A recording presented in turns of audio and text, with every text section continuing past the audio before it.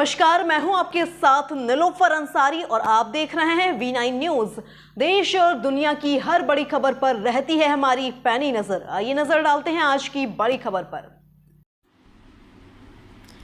नौशेरा ठाकुर द्वारा की गई मीटिंग और सरकार को दी गई कड़े शब्दों में चेतावनी। जम्मू कश्मीर के शरणार्थी एक्शन कमेटी रेफ्यूजियों के प्रधान सरदार गुरदेव सिंह जी पहुंचे नौशेरा में, जहां मीडिया से बातचीत करते हुए बड़े ऐलान भी कर दिए हैं। अब देखना ये होगा कि सरकार घुटने टेकेगी या फिर रेफ्यूजियों के मामले जल्द हल कर दिए जाएंगे।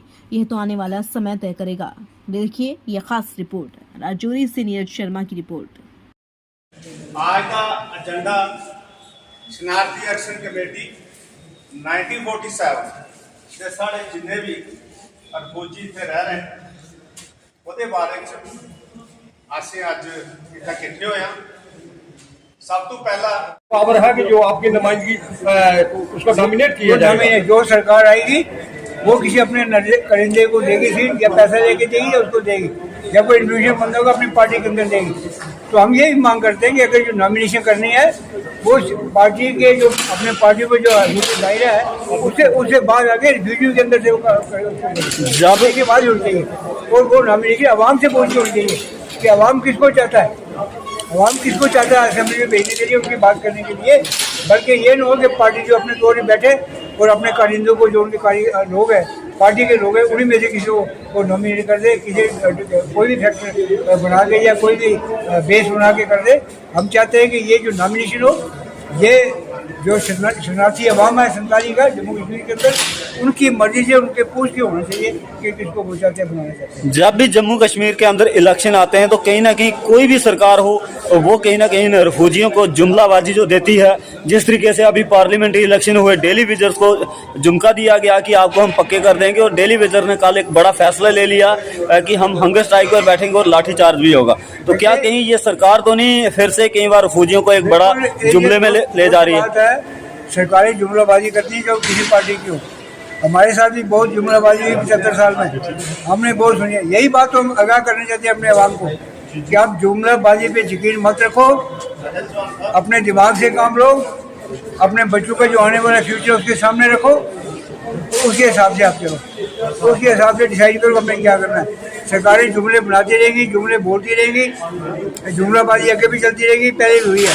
और यही बात अपने लोगों के ध्यान में डालना चाहते हैं कि जुमलाबाजी पे मत विश्वास करो, अपना जो मकसद है, जो निशाना हमारा, उसको सामने रखो, अपने बच्चों के भविष्य को सामने रख के कोई फैसला करो। प्रधान जी, हम आपसे जानना चाहते हैं कि लंबा समय बीत चुका है 1947 का आज तक, ये लोग उजड़ने के बाद यहाँ पे बड़ी मुश्किल में यहाँ पे भारत के अंदर दाखिल हुए। जम्मू कश्मीर की अगर हम बात करें, बहुत से लोग तो चलो उनके लिए कैंप लगा दिए गए तब की सरकार है, लेकिन नॉन कैंपी लोग थे जिन लोगों के जिन फैमिली के कुछ एक परिवार ऐसे भी है जिनके आज भी डॉक्यूमेंट कंप्लीट नहीं है, उनके ऊपर आपसे समझना चाहेंगे, आप क्या कहेंगे? देखिए, मैं ये कहूँगा कि ये बात बड़ी सी बात मैं तो भूल गया था, ये बात बड़ी आपने अच्छी पूछी है मेरे से। जिनके पास कोई डॉक्यूमेंट नहीं है, मैं पिछले 2.5-3 साल से लगातार सरकार के साथ ये लड़ाई लड़ रहा था, लेकिन क्योंकि रियासत में कोई सरकार नहीं है, कोई एक अफसर एक दूसरे की बात मानता नहीं है।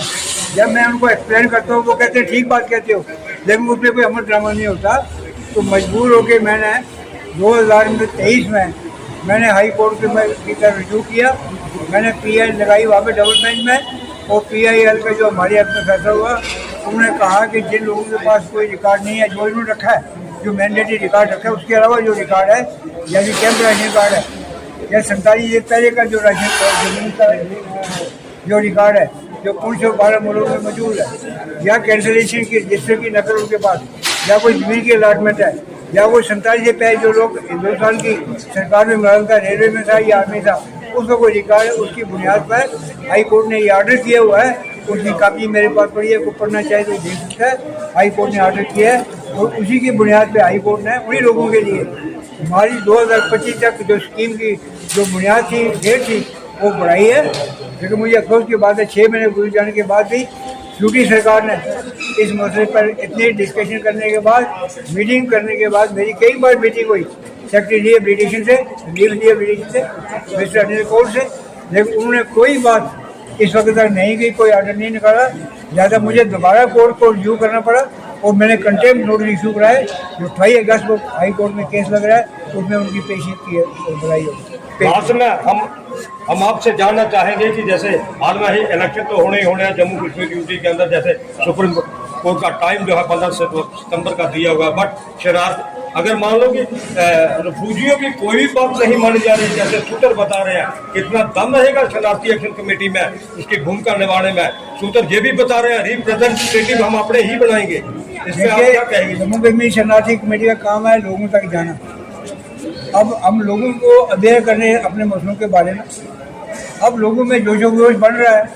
मुझे अब मेरे जब इलेक्शन आया उसमें डर सामने आ जाएगा। जी शुक्रिया।